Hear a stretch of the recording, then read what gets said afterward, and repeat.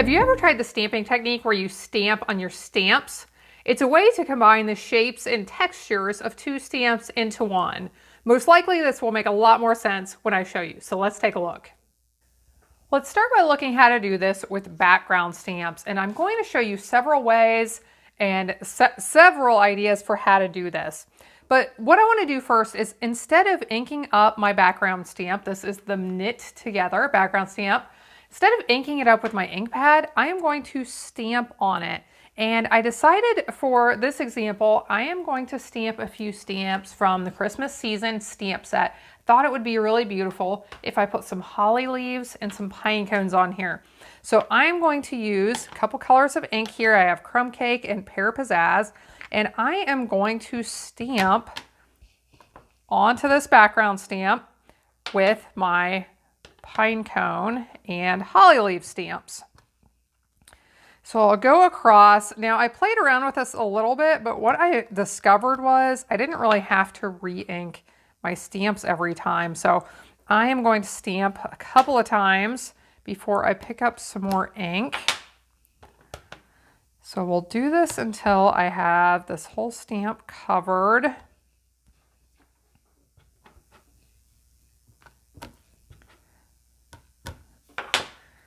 And as soon as we have this done, we are going to stamp on that cardstock and see the result that we get. Now I'm going to fill in around these edges a little bit because I don't want to have any gaps. Okay, we're ready. And I'm putting my cardstock out a little bit since this will not stamp right at the very edge. Since my cardstock was out a little bit and I don't have a magnet on it, I don't have a second chance to restamp in the same spot. So I'm going to press it really hard, hopefully get that entire piece inked, and look at the result that we got. So instead of getting that full knit texture across the whole piece of cardstock, what we got was pine cones and holly leaves with the knit texture in them. I think this is such a neat technique, and it has truly unlimited possibilities. So let me show you a couple more that I've done, and then we'll play around with some other ways to stamp on our stamps. Here are two more I made with this same Knit Together stamp. Now on this one, I used the Color and Contour stamp set, a couple of the flowers in it, and I stamped them across it with two different colors, stamped it, and you can see the result I got on this one. Now with this one, I used the Botanical Layers set, one of the really beautiful leaves in this set. I really like the foliage and leaves in this. So I used that, stamped it across. I did not re-ink every time. If you look really closely, you can see a little bit of color variation, but really not very much. But just another neat result. Now, let's try something else with the background stamp. It's going to be a little bit different this time, so I want to clean this off. And this time, I am going to ink the background stamp, and then I am going to use it to ink my other stamp. I feel like I am going to, we should do a contest for how many times am I going to say the word stamp in this video, and how many times am I going to get confused and say the wrong stamp. So for this one, I am going to use a circle stamp, just a circle. And this is one, you're going to see this a few times in this video, these watercolor shapes. Stamps that have some solid surface to them can bring a lot of value with this technique. And you'll see on several cards that I have used these different shapes. So I want to use the circle this time. Let's use a bright color. Let's use some Melon Mambo. So I'm going to ink up the Knit Together stamp. Get it mostly covered. It doesn't have to be all the way covered. And now I am going to use this to ink my circle watercolor shapes stamp. So I got my circle that, you know, I could stamp the circle anytime with this set, but I can't get a circle with that fun texture unless I try this technique. Now I need to clean my stamp off before I ink it back up. Otherwise, I'm going to start to get some color variation where I don't want that color variation. I want to get that clean. Ink it up again. Stamp again. So I could do this once. I could punch these out. I could die cut them. The possibilities are endless, truly. So let's do one more, and then I think that will make a nice background. Do one more over here, and just a really cool technique. This knit together stamp, I think, is one that works really well with it. But let me show you another background stamp that I tried this with. And it is the Tropical Hideaway set with these beautiful tropical leaves. So for this one, I inked up this stamp with some Granny Apple Green ink, and then I used the square stamp from that watercolor shape set, and I inked it up repeatedly. I started out just with a few of those squares stamped on the background with that tropical leaf pattern in them, of course. And then I just kept going until it was kind of all covered.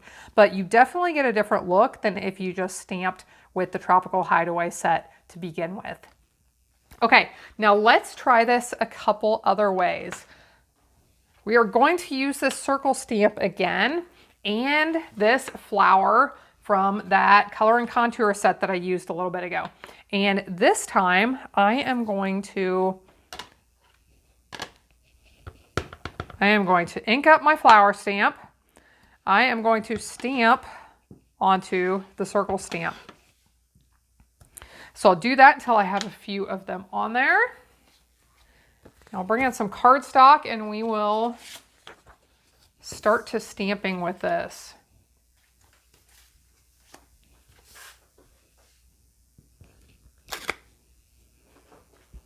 So I really like, just think about the possibilities with this. There are so many different ways you can do this. So we get the look of the flowers, but it's definitely a little bit different because it's in this circular pattern. So I do think this would be fun to die cut or punch these out. For right now, I am just sticking to backgrounds though. We'll do one right there. We'll clean our stamp again, and then I think I'll do just a third one.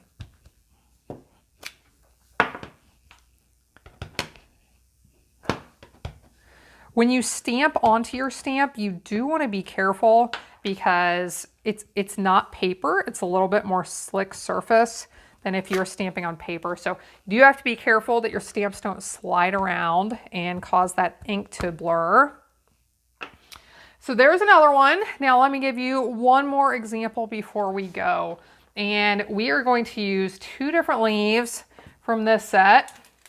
I am going to stamp onto one leaf with another leaf, and we are going to see what result we get with this. And I have to think about which way I want to do this because I might get myself confused here. So, okay, here's what I'm going to do. I am going to ink up this textured foliage stamp, and I'm going to stamp onto the other one with it. And I can stamp as many times as I want or as few. I can get a pretty good idea by looking here how much coverage I have. So I think that looks like enough that you're going to be able to tell that these are leaves. But we're going to get a very different look than if I just inked my stamp on the ink pad. Now, for a fun look and to be able to compare the two, let's do some of both. Let's do some of the full coverage. And now I'll clean my stamp and we'll do another one of those again with the texture where we inked this stamp with this stamp.